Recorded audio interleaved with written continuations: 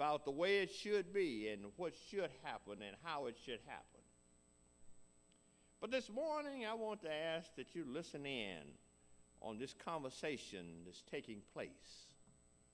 One writer said that they were walking along and Jesus was ahead of them. And like anything else, when you had heard, he had told them that the leader was going to be killed and they would be left. Some suggested that they began to wonder who would take the place and who was the greatest. And so they began to talk about this and to argue among themselves, who is the greatest? I can imagine the argument may have gone something like this. They could have remembered the times that they had had. Maybe Simon and Andrew started by claiming that one of them is the greatest because they were the first disciples. And you know, sometimes people feel that they're great because they're number one. If they start an organization or they're part of the seed chapter of a group, they feel that they are great. And everybody that comes after them is less than great. They feel that they make the rules. I don't know, you may not have been in an organization, but I've been in organizations where people feel they've been there so long that because of their seniority, they should call the shots. And as a result of it, they never said it, but they implied it, that because of their seniority, they were a little better than anybody else. Maybe Peter argued that he should be great because he was the one who had correctly answered Jesus when he asked the question, who the man said, and he went on to say, you are the Messiah. And sometimes we like to think that greatness is thrust upon us because we are the answer man. We have the answers to the questions that is asked. But yet we know that Peter was rebuked by Jesus when he attempted to tell Jesus that he shouldn't die and that he should stay around always. Maybe James and John said it was one of them because they had had the opportunity to go up to the Mount of Transfiguration and none of the others had. And sometimes we like to think that because we have been included in something, that we are better than those that have not been included. You know how it is that, you know, they said the president's going to have a dinner, a state dinner, and some people get an invitation and some don't. The people who don't get an invitation figure that they've been left out. I heard a lady say it the other day that they were talking about the holidays, and she said, I'm not making a lot of plans, Kim, she said, for the holidays, because I want to be in D.C. in January. I was a little slow, you know, and I'm saying to myself, we're talking about Christmas, and you're talking about being somewhere in January.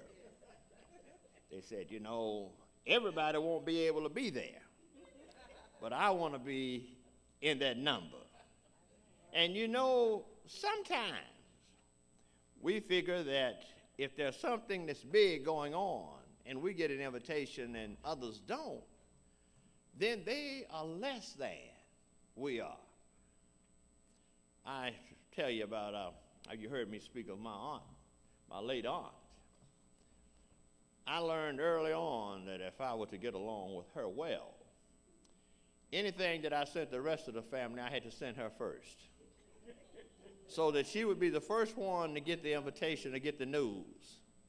Because if she didn't, she would always say, my oldest brother's son has forgot about me. He don't care anything about me. He tells everybody else and invites everybody else before he invites me. And it would take a while for her to get over that. But you know, there's something to be said about people feeling that they have to be the first. Then I imagine there were those who probably would not have given Judas a vote at all. because they knew he liked the money, and they said that his figures were always adding up wrong. And so I'm sure that he wouldn't have been one of those as they walked along that they would have listed as being great. But you know, one of the things that we always like to think about, we always like to point at other people's weaknesses as a means for excluding them from the circle. We never think about our own weaknesses or our own shortcomings. But when we talk about greatness and inclusion, we always point at other people's shortcomings. Well, you know, he's always late. She never brings anything to the table. They're cheap. They don't know how to act when they're in a crowd. As if to say that because they have these kinds of issues, they're not part of the group and they should be considered great. And then maybe John argued that he should be great because he was the beloved disciple. He had been with Jesus, and there had been those who had noticed that from time to time he had leaned on Jesus' shoulder, and Jesus had been receptive to that. But what about all of the other disciples or the other people that are not named? Surely some of them, because their names are not mentioned, would have thought of themselves as being great. I can easily imagine that each of the disciples were making a case for where they should stand in the line of greatness. We live and we participate in a society in which we identify some people as great. In basketball, they talk about the greatest of all times, the GOAT. In football, you know, you hear the commentators get carried away and say there's none better. Others will mark their game after this man's game or this lady's game. We hear someone sing and we said, nobody ever sung like that lady. Every other musician will have to mark their time. Or we'll hear someone playing the piano, the keyboard, and we'll say, nobody plays like that. If only I could play like that, I would be considered great.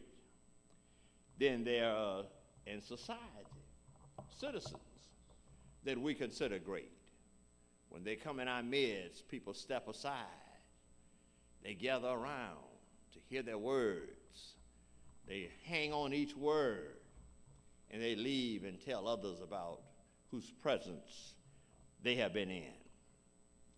Then we make a distinction about the haves and the have-nots, the people whose wealth and positions in the community causes them to stand out, causes little boys and girls to look at them and say, oh, I want to be like them.